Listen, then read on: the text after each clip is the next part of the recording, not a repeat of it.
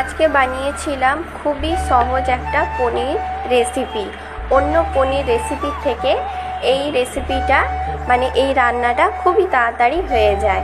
কিছুই না, পনিরগুলোকে আমি টুকরো করে কেটে নিয়ে গরম জলে ভিজিয়ে রেখেছিলাম। তারপর পেঁয়াজ, রসুন, কাঁচা লঙ্কা পেস্ট করে নিয়েছি। কড়াইয়ে সাদা তেল গরম করে জিরে, এলাচ, দারচিনি ফোড়ন দিয়েছিলাম। মশলা বাটাটা দিয়ে ভালো করে কষিয়ে নিয়েছিলাম।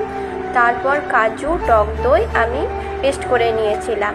সেই পেস্ট আমি দিয়ে ভালো করে আবার কষিয়ে নিয়েছিলাম। ওই বাটিটার মধ্যে একটু জল দিয়ে সেই জলটা দিয়ে ভালো করে ফুটিয়ে নিয়েছিলাম।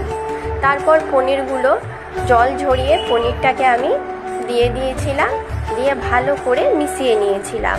মিশিয়ে নিয়ে একটুখানি আমি ফুটিয়ে নিয়েছিলাম। তারপর পরিমাণ মতো নুন আর সামান্য পরিমাণ আমি চিনি দিয়েছিলাম। চিনি দিয়ে ভালো করে মিশিয়ে নিয়েছি।